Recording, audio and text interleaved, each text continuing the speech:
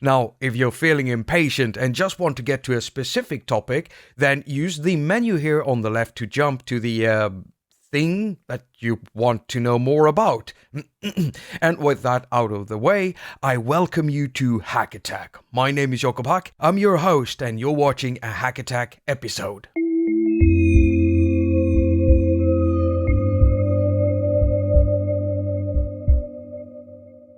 The PO-32 Tonic by Teenage Engineering is a killer pocket operator. In this epic guide and review, we'll be having a look at how it works, how to operate it, and how to update it with new sounds and patterns using Microtonic by Sonic Charge.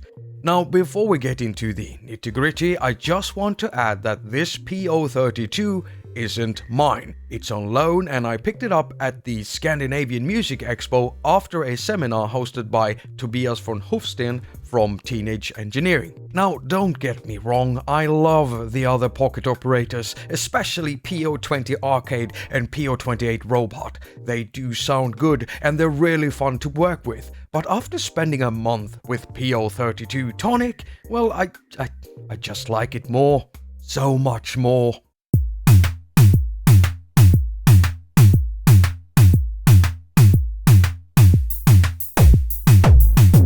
And it gets even better when pairing it up with Microtonic by Sonic Charge, a drum synthesizer for PC and Mac. Yeah, it really raises the fun to a whole new level. You see, all of the sounds and patterns inside PO-32 Tonic can be switched out with stuff made using Microtonic. Now, this is a new thing, never seen before with any of the earlier pocket operator models. Not only that, both sound and pattern data can be transferred between PO-32s, so we can share our stuff with other PO-32 owners on the spot.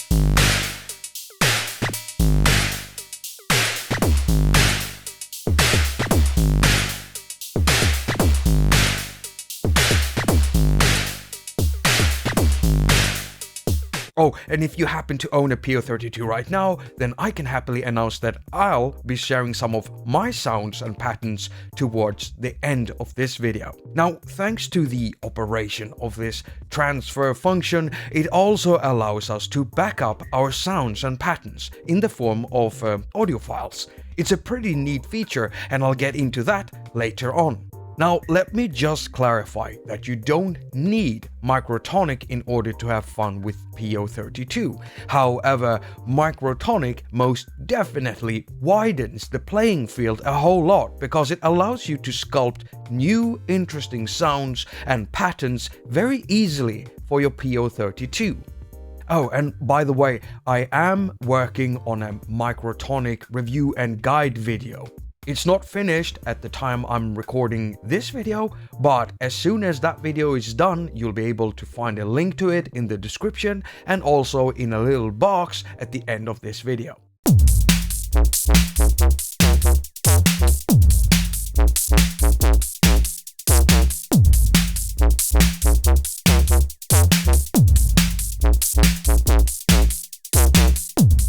Okay, so let's put switching out sounds and patterns to the side and have a look at the PO-32's most basic features. You see, PO-32 operates just like any of the previous pocket operators, with a few exceptions. On the front, you'll find a large display with some fun graphics that animates when playing patterns. Look, Pat Spider. Yeah. Continuing with the front panel, apart from the play and write buttons, we find switches for selecting sounds and patterns, together with switches for setting the BPM, accents, and effects, together with two knobs. Okay, so actually setting stuff is like working with short commands on a keyboard. You hold one button down and press another, or tweak a knob depending on what you're trying to set. Like setting the volume output. To do that, you just hold down the BPM button and then press one of the 16 buttons right here, where 16 is the loudest volume setting and 1 the lowest. Simple. Selecting sounds, patterns and effects are done in the same way. For sounds, hold down the sound button and then choose a sound from buttons 1 to 16. It's all very straightforward. In its factory state, PO-32 Tonic contains 16 drum sounds that can be tweaked using 2 knobs.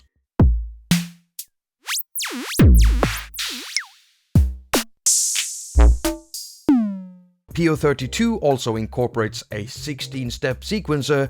Basically, each sound has 16 steps for inputting notes. You can either record notes in real time or input notes step by step, as you would do with any step sequencer.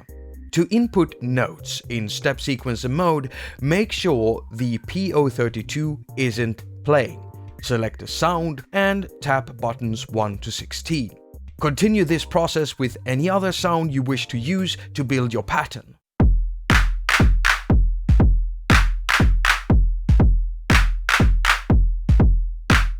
By the way, before inputting notes, try holding down the selected sound button down and tweak the 2 knobs to change the characteristics of the chosen sound.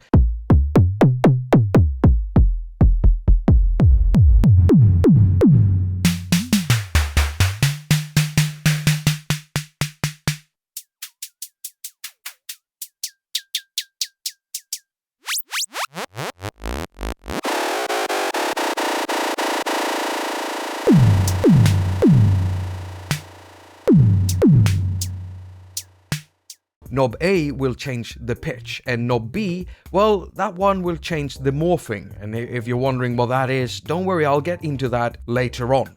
Now, to record a pattern in real time, simply press play and then press and hold down the right button. Then you just need to play the various sounds with buttons 1 to 16. It doesn't really get simpler than that. And knob tweaks can also be recorded like this in real time. So while the pattern is playing, press and hold down the right button and tweak away. By the way, here's a little tip for you. When holding down the sound button, you can instantly see which of the sounds you've inputted notes for, indicated by the lit LEDs.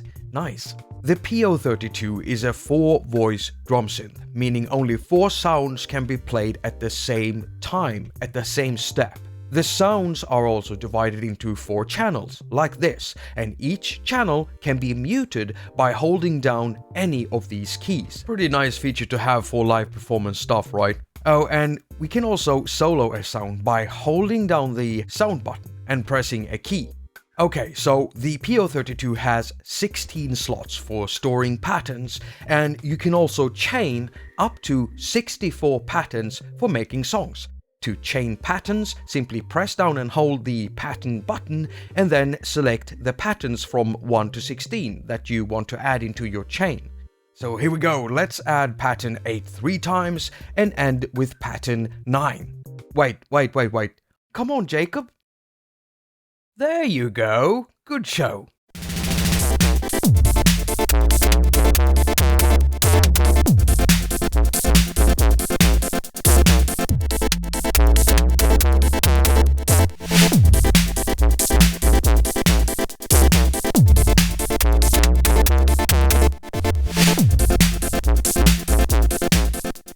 On top of this, you have access to 16 effects that can be applied in real time while playing, and here's a new hidden function not found on any of the previous pocket operators, and it's really useful.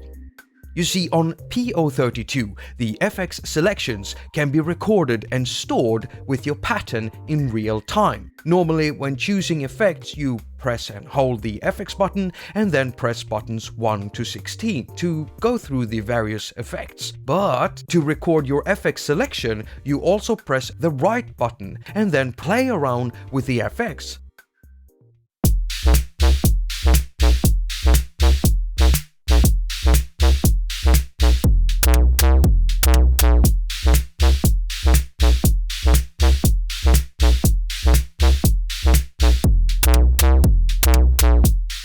Now with the FX sequence recorded and stored, I can now play this pattern and still play around with the FX, but as soon as I let go of the FX button, the pattern will go back to playing the FX sequences I previously recorded. It's so useful for live performances. Let's get into the whole PO-32 and Microtonic combo thing. There are two ways of transferring sound and pattern data into PO-32, either via speaker or via cable using the line input.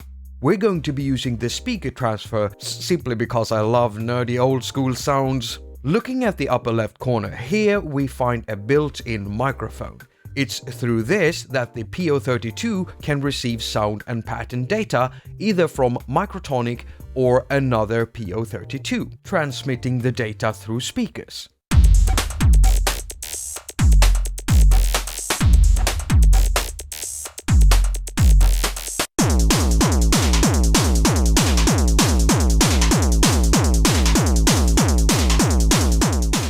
Here I've got Microtonic. First we have to set PO-32 to data receiving mode. And we do that by pressing and holding down the accent button together with the sound button. Now we need to make sure we get the microphone on the PO-32 as close to the speaker as possible. And now we deliver the payload.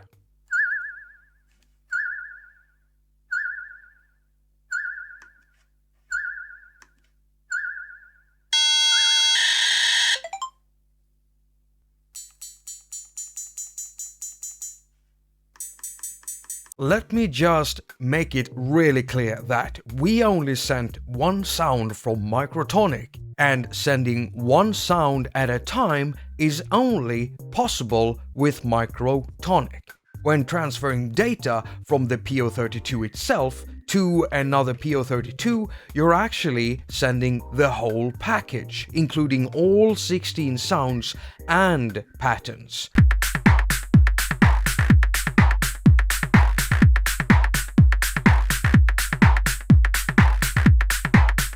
Right, so the reason why this whole transference thing is working is because there's actually a Microtonic engine running inside PO-32, and that's how it's able to reproduce sounds you make with Microtonic. However, there are a few things that do differ between both PO-32 and Microtonic and in the way that they operate. Remember that PO-32 has like 4 channels and can only play 4 sounds at the same time on the same step? Well, to break it down, PO-32 Tonic has 4 monophonic channels, whereas Microtonic has 8 stereophonic channels.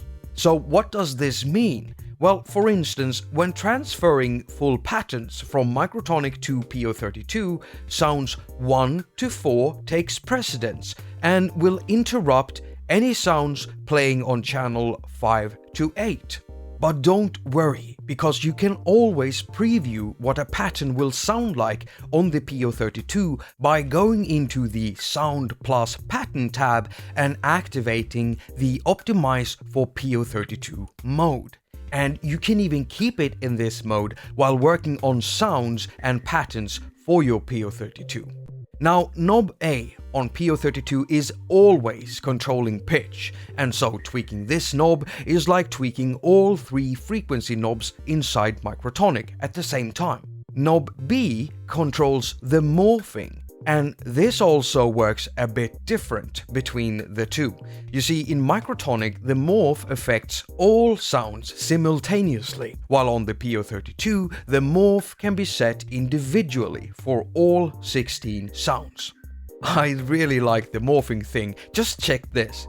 Turn here, here, maybe drag here, and then drag the slider, and yeah, this is what the morphing slider does. And that's what knob B does on your PO-32. Nobidus, nobidus, nobidus, nobidus, nobidus, nobidus. Now, there's a limit to this morphing thing inside PO-32. where some morph settings are out of bounds. So it might happen that you get a warning about morph settings having to be adjusted for PO-32 or something along those lines when transferring sound from Microtonic into PO-32. So basically this means that the sound will initially sound identical between the two when you've transferred it. But as soon as you start tweaking the morph setting, knob B that is, on the PO-32, the sound might differ from what's inside the Microtonic due to these morph bounds.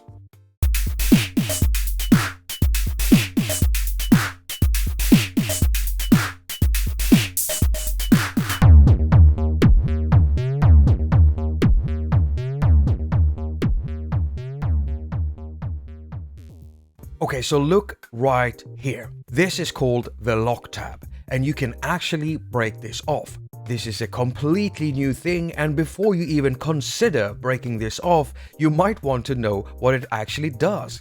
First of all, the PO-32 is actively saving everything you do all the time. And if you want to reset the PO-32 to a factory state, you simply remove the batteries. Now, the lock tab, however, changes this game. This is really important, so listen carefully.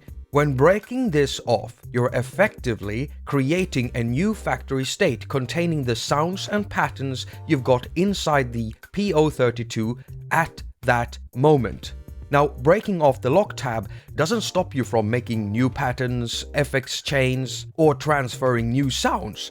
But with the lock tab broken off, when removing the batteries and doing the factory restore thing, it will restore the state that the PO-32 was in when the lock tab was broken off.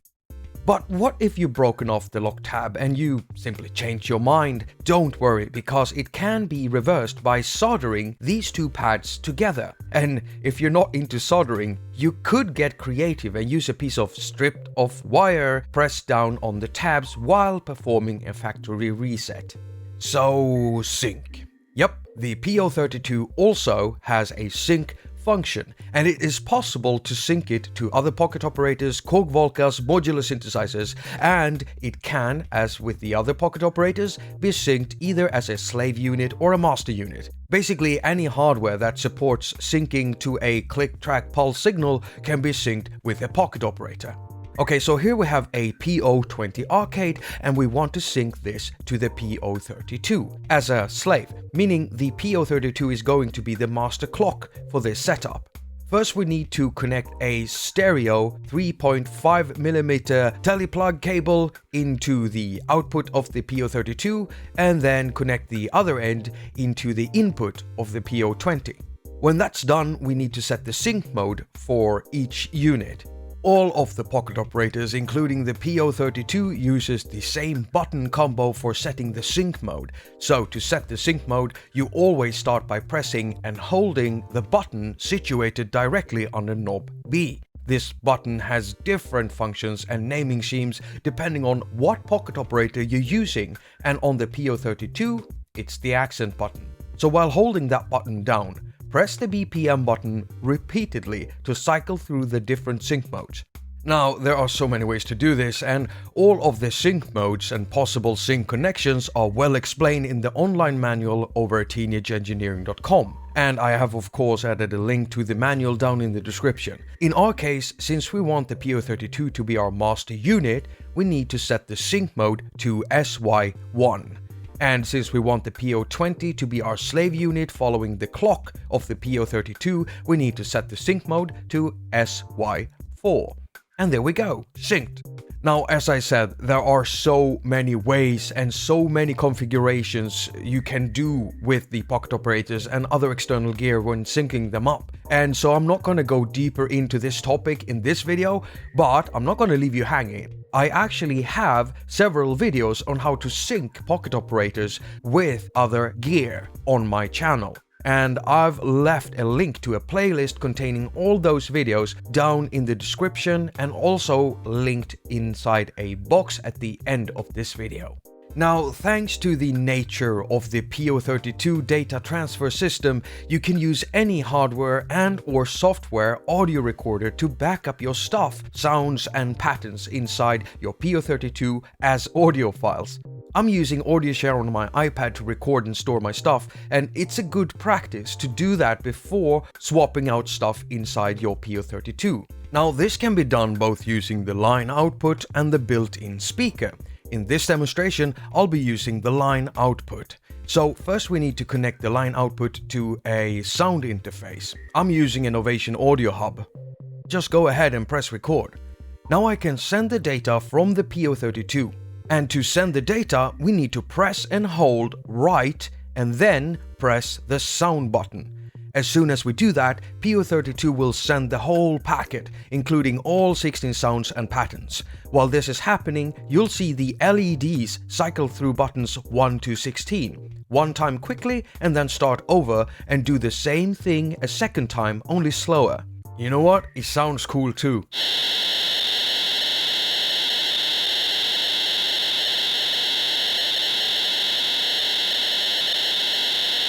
And there we have our audio file and our stored settings.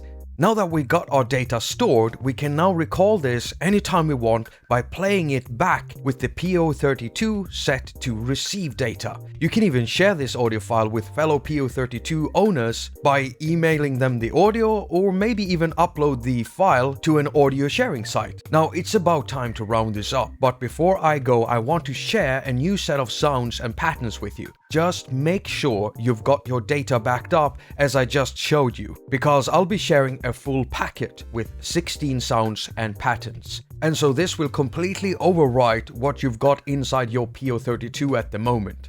And so here is some of the stuff I'm about to share.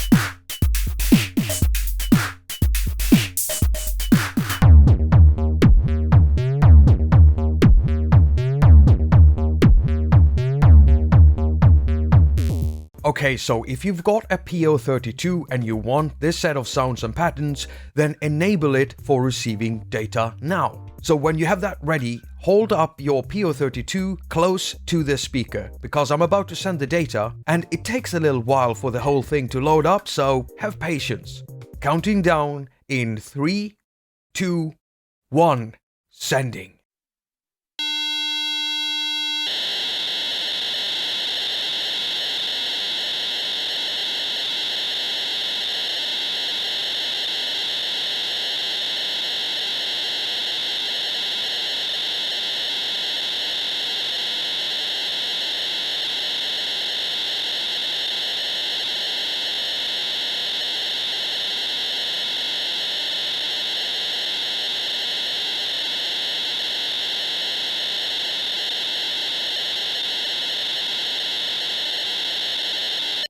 Awesome. Right, round up this video, Jakob. So, I just want to mention that I've got several videos on my channel, including reviews, live jams, and more featuring other pocket operators. You'll find a link to a playlist with all those videos in it down in the description. And so, there you go. That's the PO-32 Tonic by Teenage Engineering. I highly recommend it, and again, if you check the description, you'll find links to the PO-32 manual, links to Sonic Charge so that you can check out Microtonic and other stuff. And as I mentioned earlier, I am working on a review and guide for Microtonic as well, and as soon as it's finished, you'll be able to find a link for that video too. Remember to hit that thumbs up button if you feel that this video brought any value to you or helped you out in any way. Comment down in the comment section if you've got any questions, or why not tell us which of the pocket operators you own or like the most. Thank you so much for watching. All comments and ratings are very much appreciated. I've also got a Patreon account, so if you want to support creativity, good content here on YouTube, epic reviews and guides like this one, then why not sign up on Patreon? If Patreon isn't your cup of tea, then I've also got a PayPal me link right here, so you can do a one-off donation if you'd rather do that. Don't want to do PayPal? Then why not purchase your next app through one of my links? Whenever I make a video featuring an app, I also always put a link to that app in the description. And as an Apple affiliate, I earn a percentage of the app price that you pay when you're using my links, basically. So, if you don't want to do any of that, then you can always share my videos on social networks, platforms, essentially spreading the word about my tutorials and reviews, because that really helps a lot. Especially on Reddit, because for some reason I always get reported and blocked whenever I've tried sharing my stuff there, so yeah, I just stopped doing it. I got fed up with it. So if anyone here would care to share one of my videos on Reddit, that would be great. Also, don't forget to press that bell thing if and when you subscribe, because that way you'll always be notified whenever I upload a new video. As usual, I wish you a very productive week. Now go finger all of your stuff and have a lot of fun doing it.